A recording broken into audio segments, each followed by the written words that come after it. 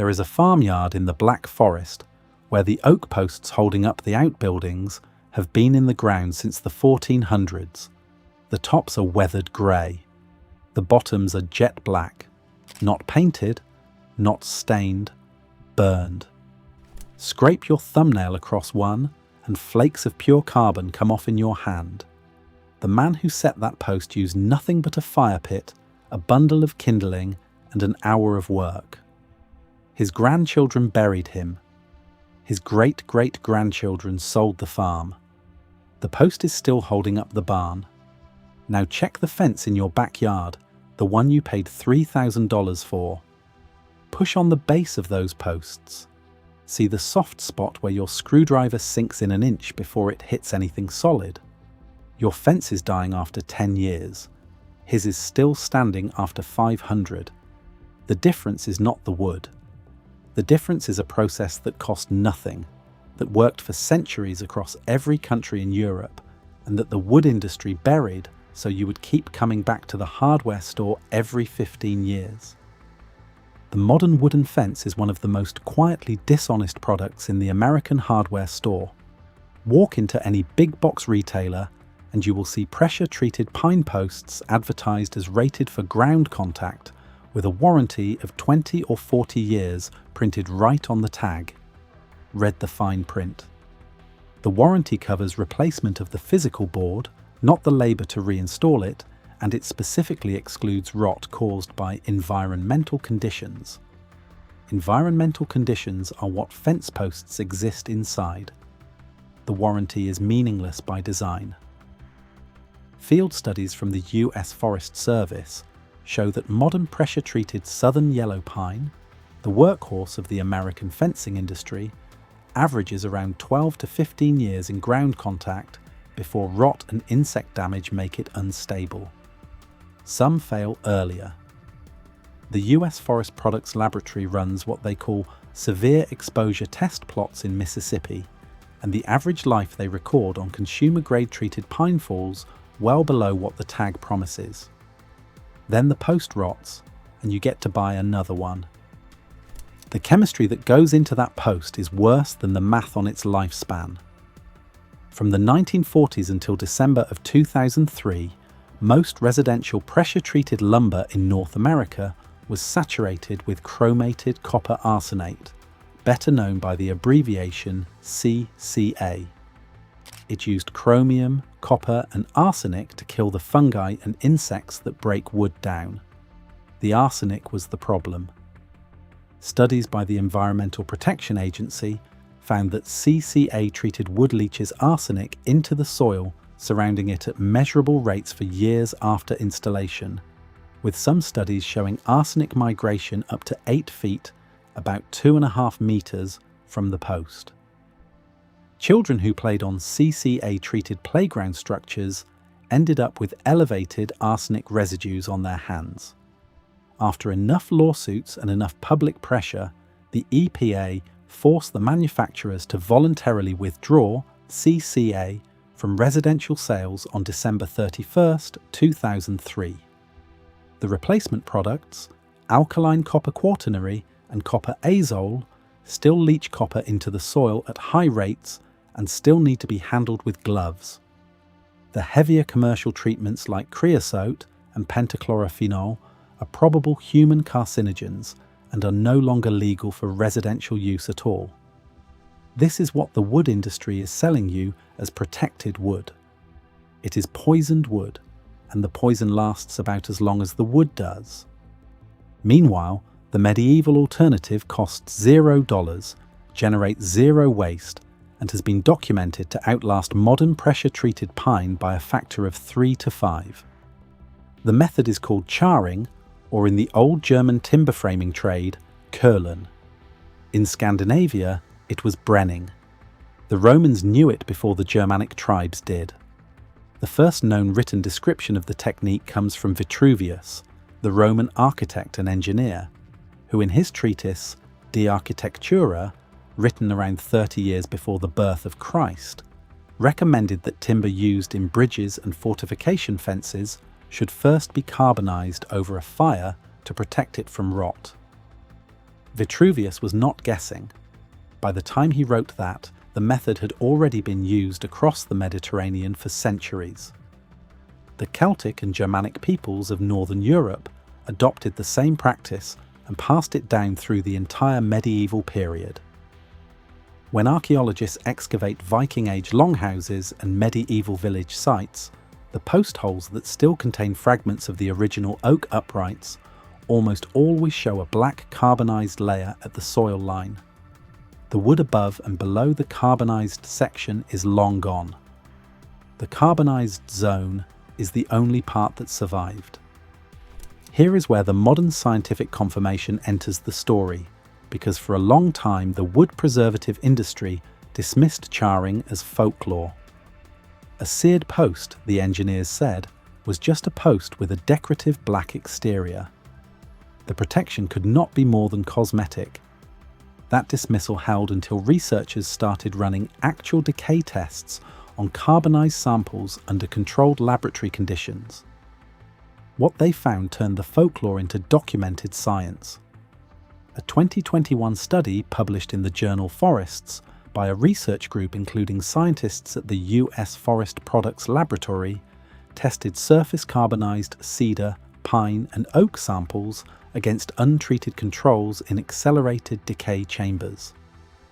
The carbonized samples showed dramatically reduced weight loss over the exposure period, with the charred layer acting as a physical, chemical and biological barrier all at once.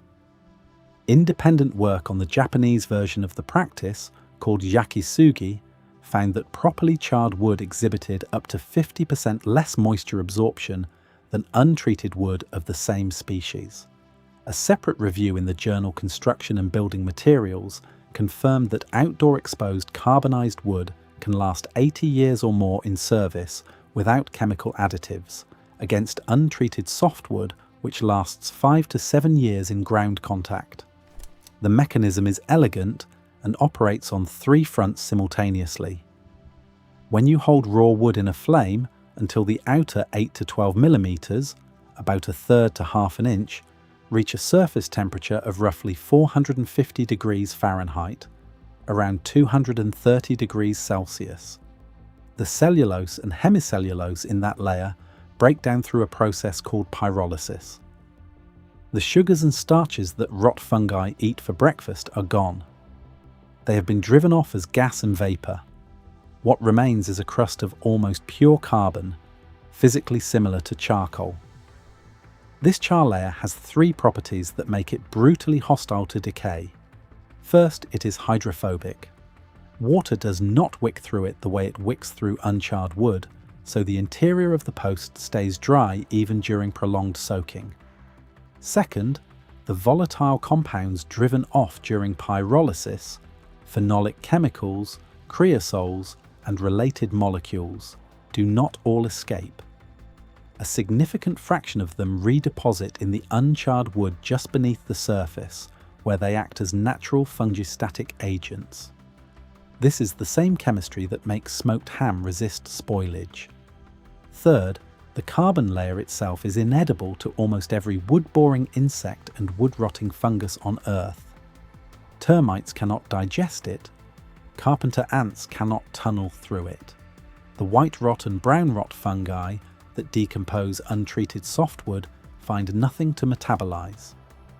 The archaeological confirmation is sitting in the ground across every country in Europe.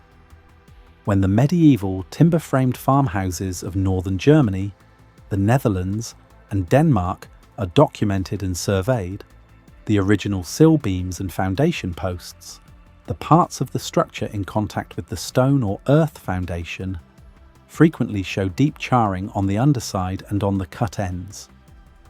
Dendrochronological dating confirms that many of these charred structural members were felled and shaped in the 1400s and 1500s.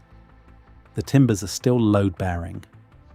Vernacular architecture surveys across northern Germany consistently document charred sill beams on pre-1600 timber-framed buildings, with the practice appearing on the vast majority of the surviving farmhouse stock in Schleswig-Holstein, Lower Saxony, and the Frisian coast.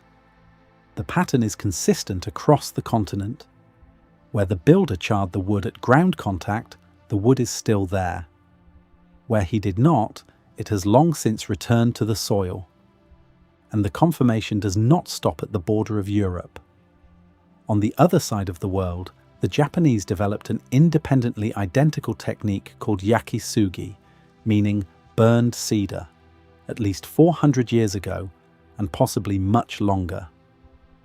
The traditional Japanese method binds 3 cedar boards into a triangle, sets the base on fire, and lets the flame travel up the interior until the surface reaches a temperature above 480 degrees Fahrenheit, 250 degrees Celsius. The result is the same alligator skin char, the same hydrophobic layer, the same fungistatic chemistry. Japanese cedar buildings treated with yakisugi stand across rural Japan today, with documented service lives exceeding 80 years in outdoor exposure. 2 civilizations on opposite ends of the earth, with no contact between them, arrived at the same answer to the same problem. That is not coincidence. That is convergent engineering. When 2 completely separate cultures solve wood rot by holding a plank over a fire, the answer is not cultural, it is chemical. The fire works because the chemistry works, and the chemistry has never changed.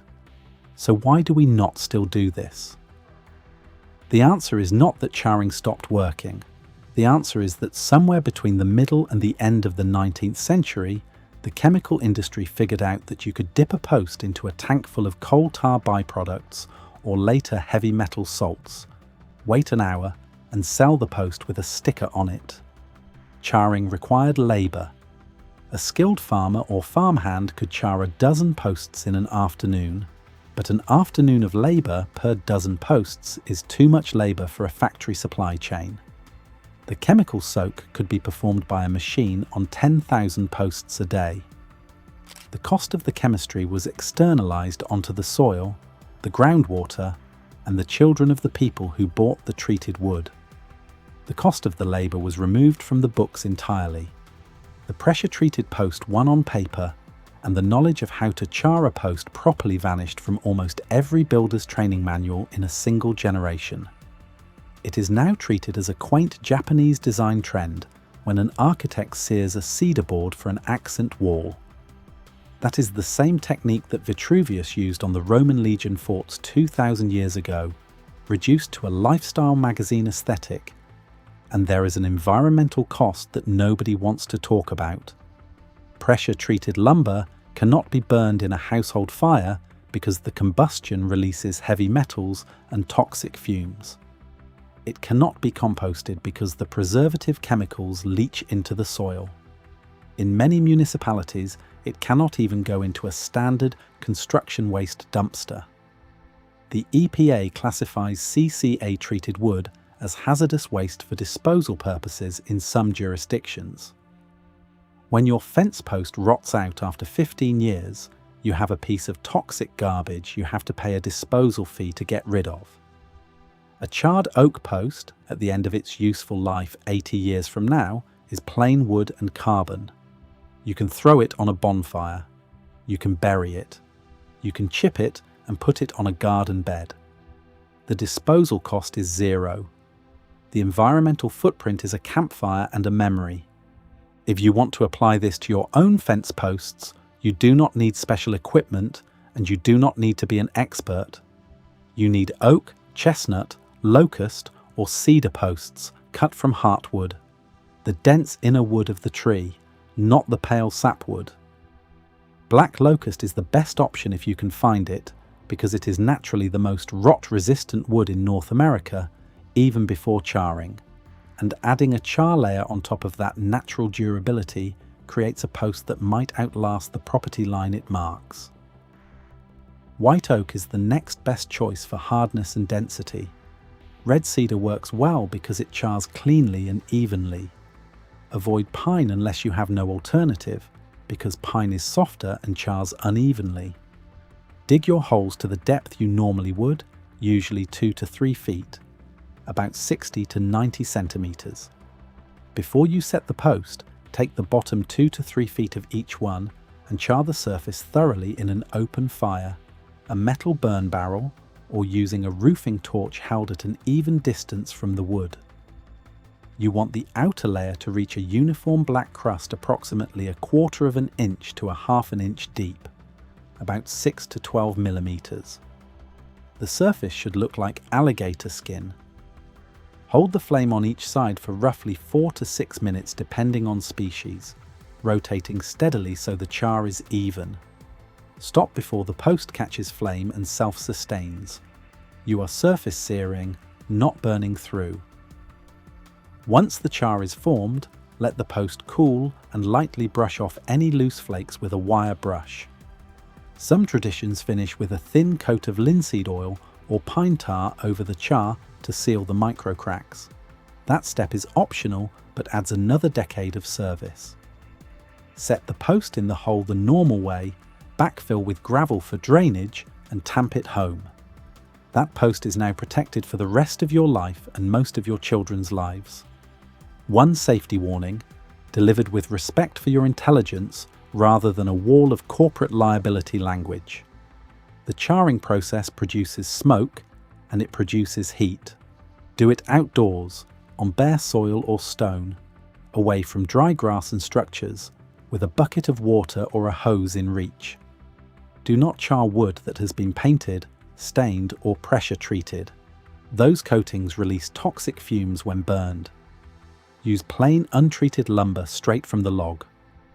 Wear gloves when handling the finished posts and wash the char off your hands before eating.